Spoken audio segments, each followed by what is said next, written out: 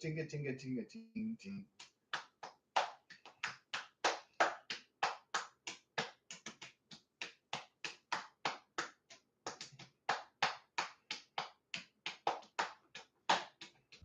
Ba, ba, ba, ba. Uh-oh. Somebody added to my song, incidentally. Somebody, let's see what they texted me. Texted me in Texas. Okay. Oh, it's from, shit. Okay. Texting me. All right. People still think I'm that famous real estate agent. It's like, I'm not that dude. They think I'm Eli Gordon. Like, I'm not Mr. Eli Gordon. Jesus. Guys. Oh, well. Maybe I should be like, yeah, this is Eli. Yeah, send the $2 million check, please. No, that'd be like fraud or something. Huh? That charge would be pretty bogus. It's a white collar crime. Yeah, that'd be fucked up. Not going to do it. Impersonating a person. Impersonating a wealthy person to take his wealth. Funny stuff. Sounds like a movie like Fletch or something like that. Like a Chevy Chase comedy from the 80s. Oh, man. I had to put on my rub. Rub-a-dub-dub. It's my muscle rub. But, yeah, see if it'll work. See if I got immune to the substance. What? Let's put some on the arms here. Yeah, Megamillions, dude. $31 million. Yeah, some couch potato guy, right? Lived at his grandma's. He got a lucky ticket, man. He was like, a little bit older than me. He was a big fat dude, right? Became a millionaire. Got the lucky ticket last Friday. Yeah. So he talked to the Indian guy or the Pakistani guy, and he's like, "Thank you. Come again. Would you like a slurpee?" Apu. They took out Apu because it was racially insensitive. Like Isaac Hayes from South Park. Well, y'all kids need some fried chicken today, boy. That chef Isaac Hayes. Oh my God. Operation Darky. What is this? Operation Darky. Funny. It was fun. That show was funny, man. Beyond funny. South Park. Is it still on? They haven't got killed by the. They haven't got killed by Boko Haram or Al Qaeda yet. Making fun of an entire religion is like, especially that one, kind of is wrought with issues.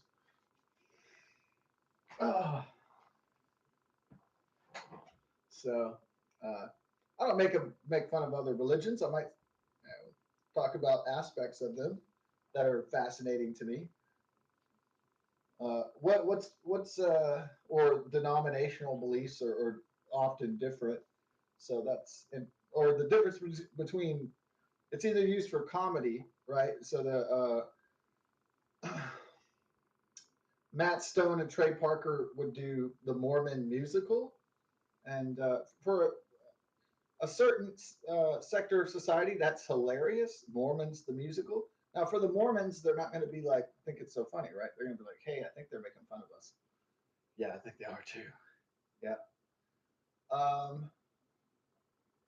So traditional Judeo-Christian belief, or even Islamic belief, believes that Jesus Christ was, well, in Islam, he's a prophet, but in Judaism and Christianity, he's the savior of mankind. So he's a demigod, basically. He's half man, half God, or all God, but became a man so he could die for the sins of man. So demigod, I guess he was demigod when he was on earth. Then when he died, he became God again. So get your God powers back when you're finished being a human. When you finish up your tour of humanity. That's quite a downgrade, being a god's a lot better. Uh, but it's not really clear if people have sex in heaven. People do, or it's understood that earthly pleasures are not enjoyed in heaven. So like drinking, gambling, smoking, sex, and drugs and rock and roll and all that. Supposedly that's not something that's popular in the afterlife. Or it could be like this is the end where you can just almost do whatever you want. Yeah, there's probably some rules to it, but I love that part where I don't really like Seth Rogen all that much. I just like that part in This Is the End when they all go to heaven, and then somebody lights he lights up a cigarette, and then somebody goes, "Dude, that's bad for you, man. You're gonna die." And he goes, "We're already dead. We don't die. You can smoke, man." And he goes, "Woo! You got some in your eyes." Yeah, I think so. Well, I got to do something else too called Oh, nice. That was exquisite.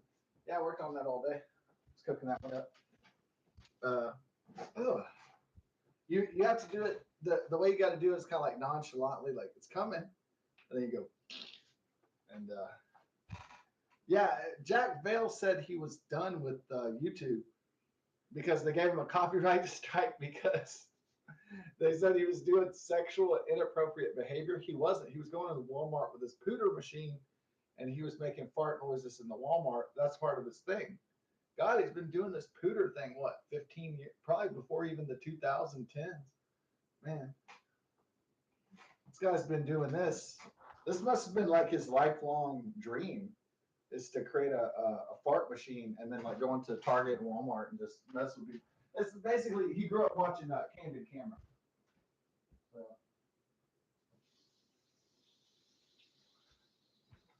uh, I'm going blind. I actually got some muscle rub in my eyes. I'm going to try water at this point.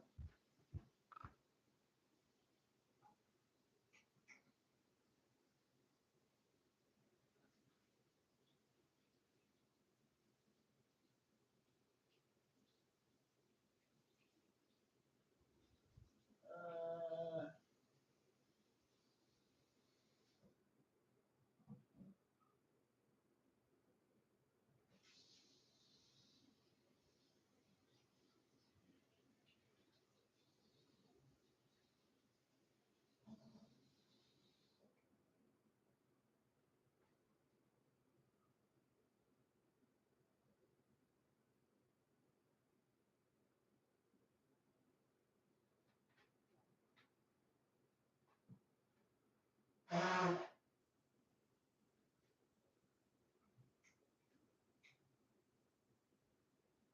Now, occasionally, uh, women love shopping. Okay, so women love shopping, and they say it's almost better than sex for women. Why is that? It's they would call it in psychology, biology class. They call that uh, they call that an evolutionary thing. They said the man would go out to hunt and go get the food, go get bring home the bacon, that sort of thing. So the man goes off hunting and working all day, and he comes home to the woman in his cave that they've constructed. This is like a fairy tale, almost cliche story at this point. And then it has a air of truth to it, a grain, a kernel of truth that is true to the story. So, a tale as old as time, a tale as old as man. So, man comes home with the food, and the woman, she creates the babies. I mean, sorry, she has the babies, and then these she has to raise and make sure the kids are taken care of, fed, and all that, and got a good shelter, and you know, free from predators and dangerous other tribes trying to take their stuff or take their women or take their children even. And in some cases, in some tribes, and some, yeah, I'm pretty sure a lot of ancient tribes they wouldn't just sack your village for stuff and booty and plunder and food and stuff like that, and drinks. They would also take your daughters and rape your women, and before they killed everybody. So, yeah, I mean, tribal ancient warfare was quite brutal. It was a quite literal all the way domination. Now, do modern militaries still behave in this fashion? It's well known that Russians went on a raping spree when they reconquered half of Germany during the Nazi era. So there's been stories that Russians are raping again in the Ukraine, even though that's their own brothers and sisters and cousins. So yeah, Russian rapist. Yeah, um, it's maybe less crude. It was very crude warfare back in the day, but even if it's modern warfare, men are just going to say, "Hey, we conquered this city, so we're going to take your daughters and take your women as like prizes." They call that trophy wife for a reason, right? They call it trophy wife.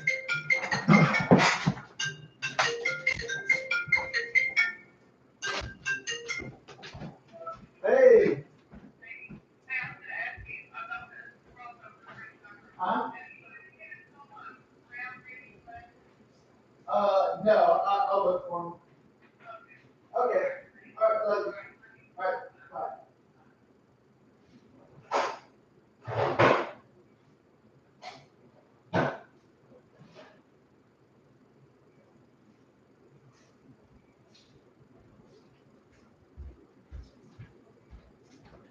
So it's not.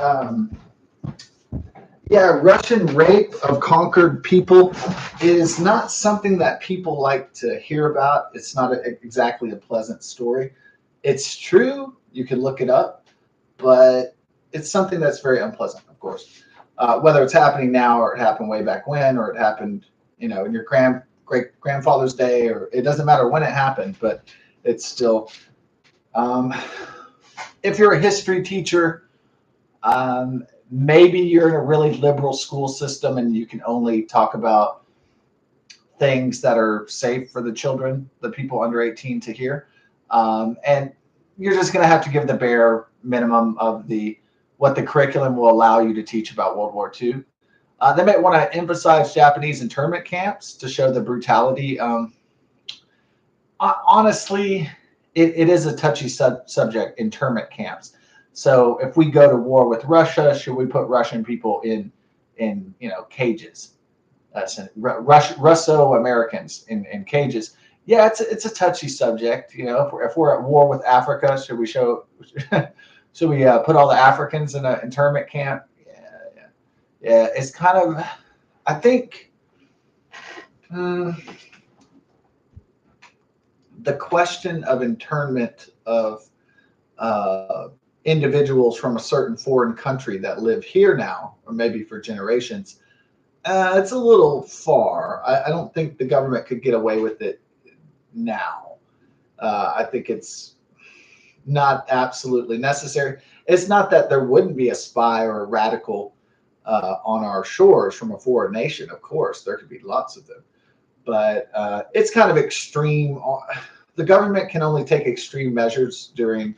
Um, the government does have the ability to declare martial law, and this is pretty scary because that means they'll be able to enforce whatever rules they want, like curfews, or these people are troublesome. We need to put them in a camp. So, because we're at war with the Chinese, so they put all the Chinese in the cages. It's not what that's. I mean, there's a lot of issues that are like difficult. I think that's one of the most difficult ones, is because you would have to say, you know what, American security is at risk, but they want their freedom, and they're American citizens. So that's like kind of that's like one of the most tightrope thing you can. Now, to some people, that's a very clear moral ground. They're like, hey, you know what? That's our enemy. Put them in jail now, and then when the war is over, they get out. Okay. And so some people, it's just cut and dry. It's just black and white. It's just a simple, simple, simple thing. It's just like, hey, we're at war with the Russians. It's World War III. Let's put them, just to be safe, let's put these people in the cage. and not like a gulag, not like a work camp. We're not going to work them to the bone or some shit like that for no pay. It's just maybe they get a compensation. I don't know what they get. Maybe they'll get like from the government. I know probably the Japanese people in internment camps in America, in the United States in the 40s, they probably didn't get shit, unless they sued with a lawyer later or something like that. So I think now it'd be like, hey, would you take a few years of salary to go somewhere special for you and your family? And of course, like how would you deal with like interracial relationships and mixed relationships and all that? So it's kind of like it's a slippery slope, isn't it? It's quite, it's you get tangled in that web, and it's very hard if you go down that path to turn back. So there's not a lot of wiggle room. So, yeah, there's a lot of people in the United States. If I was going to colleges and there was people of Russian descent, they would say, "I'm Russian," like that meant something to me. I'm Russian, and I'd be like, "Oh, cool, I'm Russian." And it used to have like a kind of it was like, "Wow, oh, cool, you're from a foreign land. Wow, that's neat." Now you can't really. These people really can't say it as proudly anymore. Hey, I'm Slavic. I'm Russian. I use the Cyrillic alphabet. So now they can't really say that really proud. They used to be able to be, like proud. I'm Russian. And it used to mean something, right? So now people are going to go, now the guy might not blurt that out in class. He might just say, his name will be whatever, Vladimir Jelinsky, and he'll be like, "Oh, I'm American. Yeah, my name is Victor Jelinsky. Thank you." And he might Americanize it to make sure, he might try to hide now. So, or if they're Chinese, they might say, "Hey, oh yeah, my name is not